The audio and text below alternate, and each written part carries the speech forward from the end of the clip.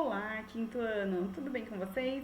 Nossa aula de hoje é de História e eu vou pedir para vocês abrirem o livro comigo e acompanhar. Nós vamos fazer da página 110 até a página 113. Vamos lá? Nós vamos falar hoje sobre uma nova república.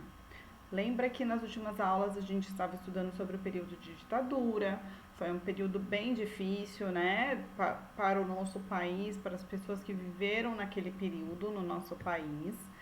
E então, no finalzinho do último capítulo, nós vimos que de maneira indireta ainda, né, as eleições ainda de forma indireta, onde os senadores, os governantes, somente os políticos eles poderiam votar, eles escolheram, né, elegeram um novo presidente, porém esse novo presidente não era mais um militar. Depois de 21 anos, o Brasil teve um novo governante que não era militar.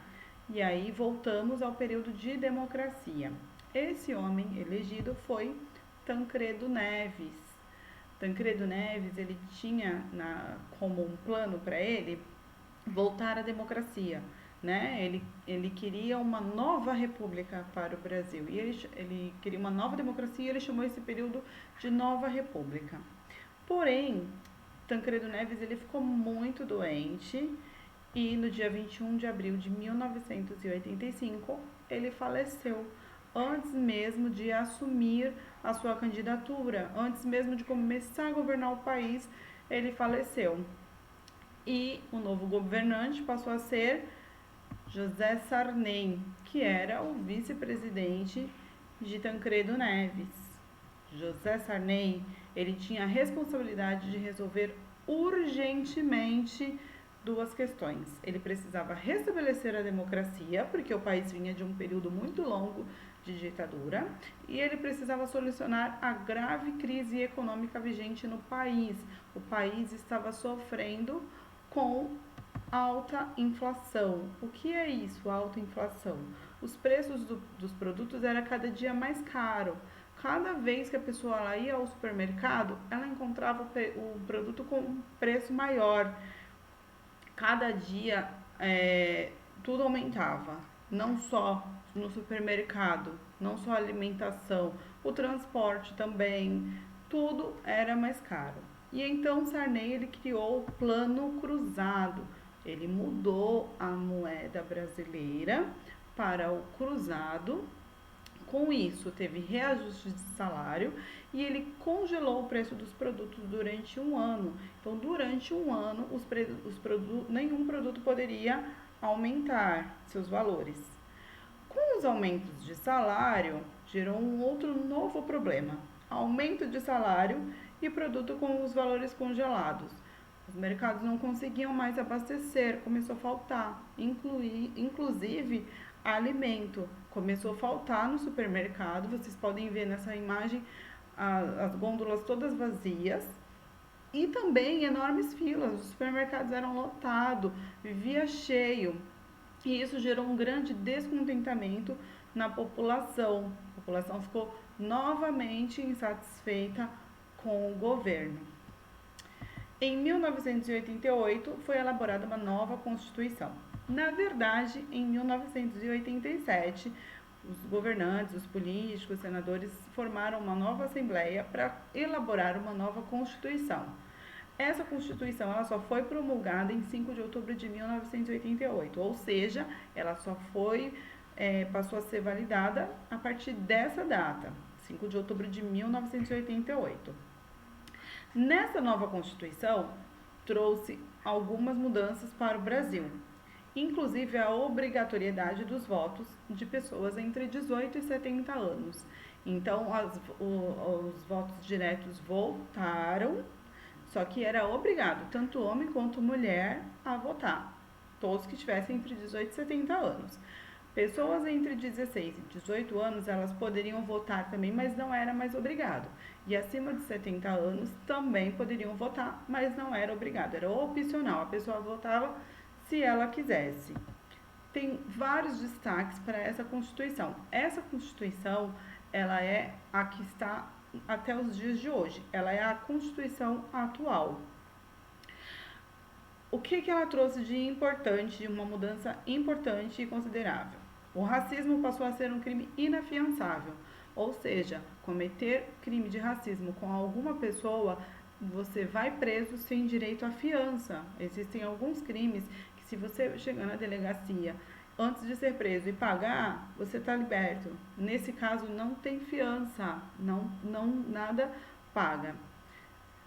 Outra consideração aqui de destaque foi o direito à proteção aos povos indígenas, garantindo o direito à posse de terra onde eles já moram, porque na verdade, onde eles moram,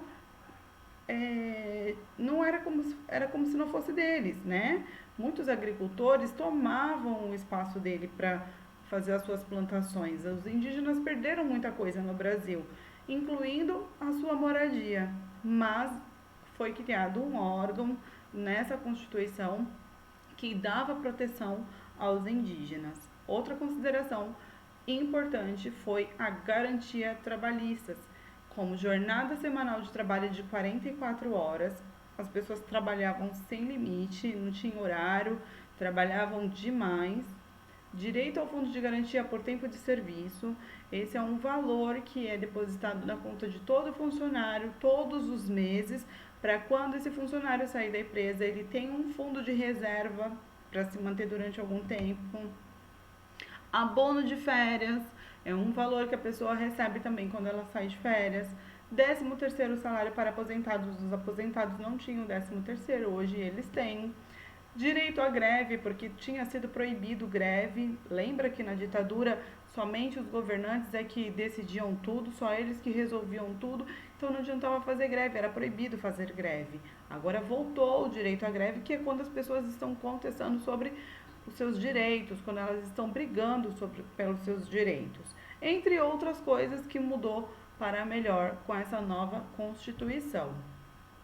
E o povo pôde voltar às urnas. Em 1989, nas eleições, o povo já voltou para as urnas para poder votar. Aí, nesse período, já sendo obrigatório todo cidadão participar. Todo cidadão entre 18 e 70 anos já tinha a obrigatoriedade de escolher os governantes.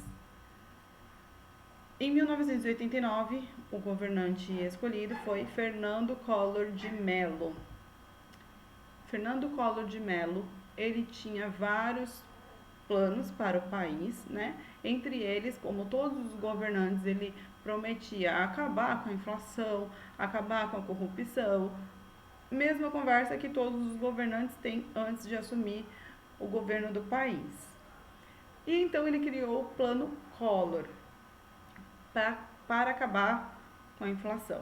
Porém, o Plano Collor, ele era um plano que confiscava todos os bens que uma pessoa tinha na poupança, todo o dinheiro que uma pessoa tinha na poupança. Então, muitas pessoas tiveram seu dinheiro retido. Muitas pessoas que tinham dinheiro na poupança nesse período perderam o seu dinheiro. E gerou um novo descontentamento entre a população. E em 1992, a população começou a pedir para que Collor saísse do governo, né? E aí começou os anos rebeldes, como nessa imagem aqui, eram várias manifestações, as pessoas saíam na rua de cara pintada, conseguiram comprovar a corrupção de Collor, né? Ele perdeu o seu direito, ele saiu do governo do país, foi julgado e não poderia mais, durante 8 anos, exercer nenhum cargo político. Então, Collor saiu do poder e na próxima aula nós vamos saber quem foi que assumiu o seu lugar, quem foi o novo presidente. Agora vocês vão fazer as atividades da página 116. Até mais!